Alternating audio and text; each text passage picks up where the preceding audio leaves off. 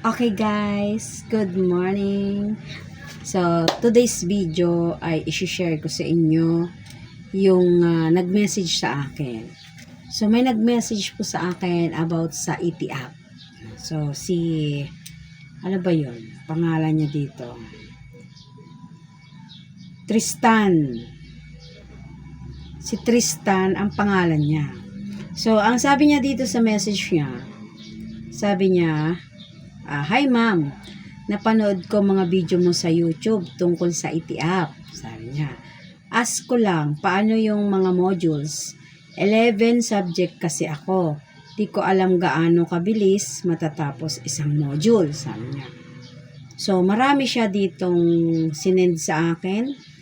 At ang kanyang subject ay taxation, principle and techniques of advanced advertising, business research, feasibility study, the contemporary world, tapos Philippine popular culture, mayroon ako noon, tsaka yung taxation, distribution management, pricing strategy, yung pricing strategy na seminar ko na yan sa DTI, marketing research, entrepreneurial marketing management, environmental marketing. So, etong mga environmental marketing ay nakuha ko na yan sa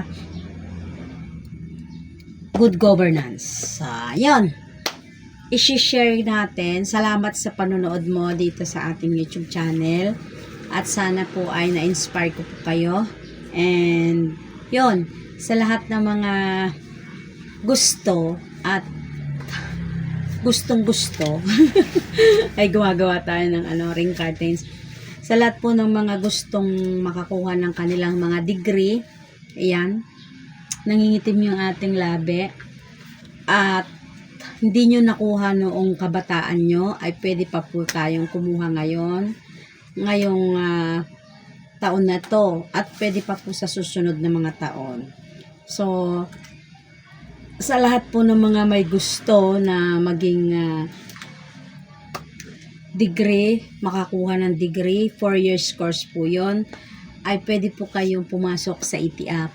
Ang ETF po ay yan po yung expanded tertiary education equivalency accreditation program. Yun po yung meaning ng ETF, no? So, ETEEAP.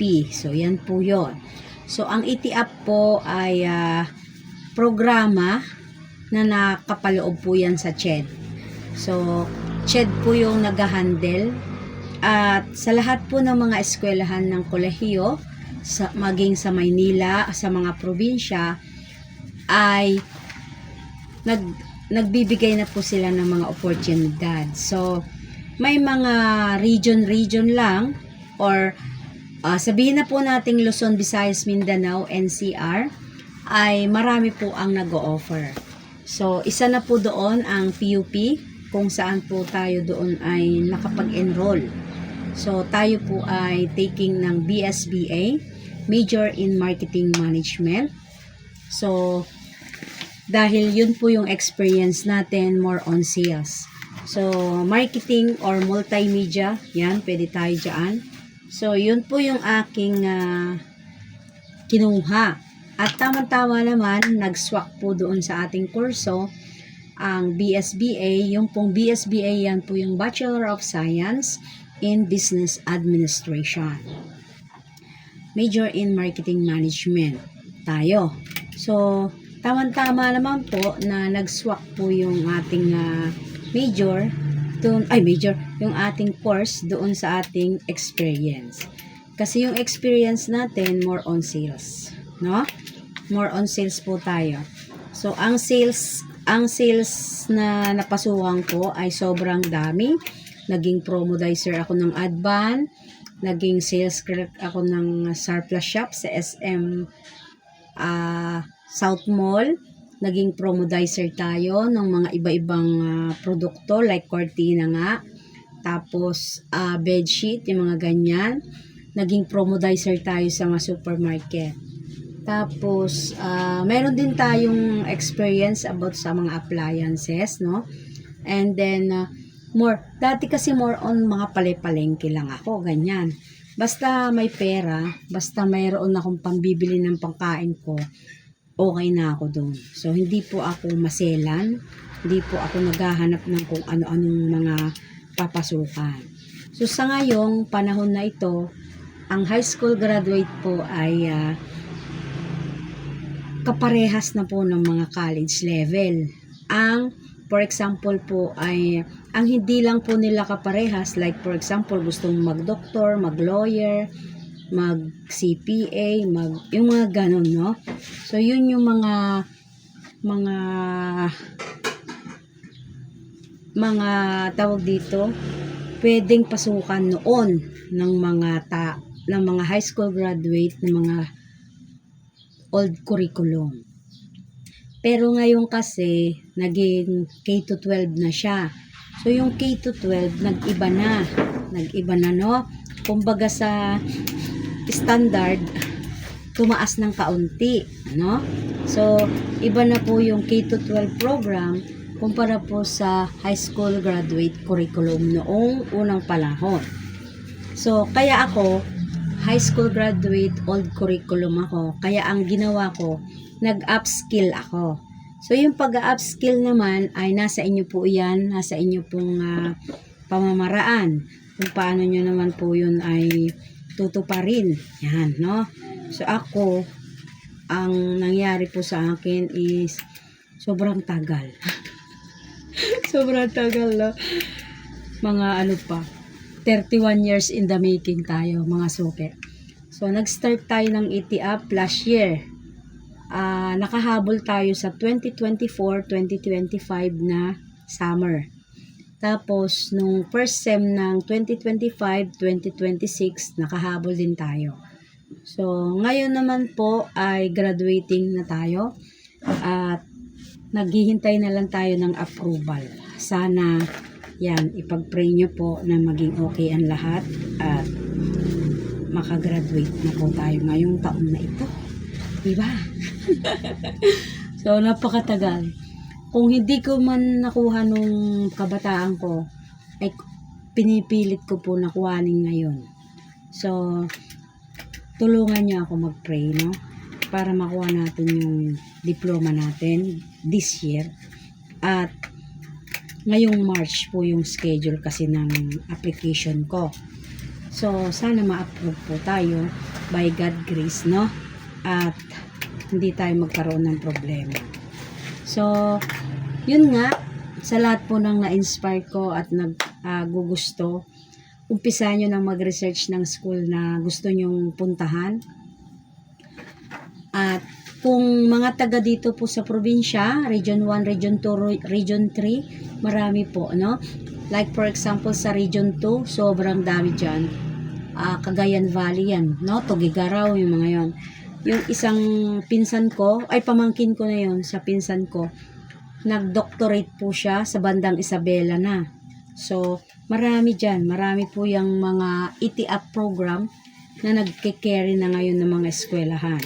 Maging public man yan or private. Sa Maynila po, ay super dami. Super dami po. Nandyan na yung mga public and private, mix na po doon. Ito lang yung mga kabisado kong school, UP, PUP of course. Number 1 yan sa puso natin, yung PUP kasi dyan tayo natanggap, no?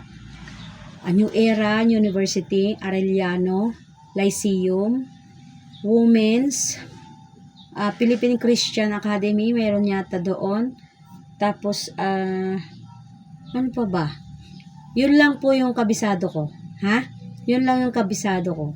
Na 7 lang po yung nakabisado ko na eskwelahan.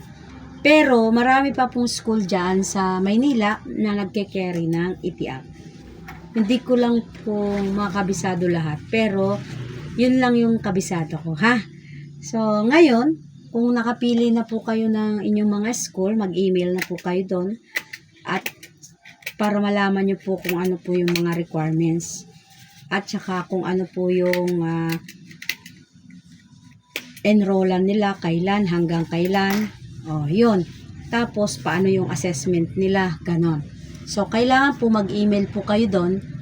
At kung hindi nyo po sila ma-email at nagba-bounce back po ang email, pwede po kayong tumawag sa kanilang website. Meron po kayong i-research nyo po sa Google, sa internet, yung kanilang website. Makikita nyo po dyan yung address, location, at makikita nyo po yung kanilang mga dito, telephone number. Tapos, email na rin makikita nyo. So, ganun lamang po ang gagawin ninyo. Sipagan po natin mag-research. At kung kailangan na pumunta po tayo doon sa opisina or sa school, ay pumunta po tayo.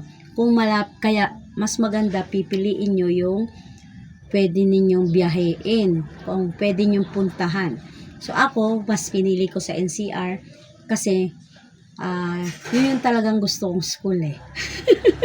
Pangarap ko yung school na yun kasi nagtrabaho po ako doon sa SM Santa Mesa dati as promo ng Advanced Shoes. Yan. So, lagi ko nakikita yung mga bata na bumibili sila doon. Tapos, anong school yan? PUP po lang, ganun. Sabi ko, ha? Ayun. So, doon ako nagkaroon ng tagus sa puso. Ano? Doon po ako nagkaroon ng pagnanasa or pagkagusto na doon ako mag-eskwela. Kaya nung nakita ko na mayroon siya sa PUP, naku, nag-email agad ako. Tapos nagpa-assess agad ako. And yun, salamat sa Diyos at natanggap tayo. So sa mga gusto po, kumpletohin nyo muna yung mga requirements nyo. It's been a long time para makompleto ang requirements. Sa akin, almost 1 month ko na inisa-isa habang hinihintay yung mga nirequest ko. Like for example, PSA, marriage contract kung babae ka, Form 137, kung ano-ano pa, COE, yung mga ganun, no? So, yun. Sana ay ma-inspire ko po kayo at sa mga gusto, subukan nyo na. Huwag na kayong patumpik-tumpik pa. Ayan. I-try nyo na po ang ETM. Ayun, tara, sama-sama tayo mag-aral at mag-graduate.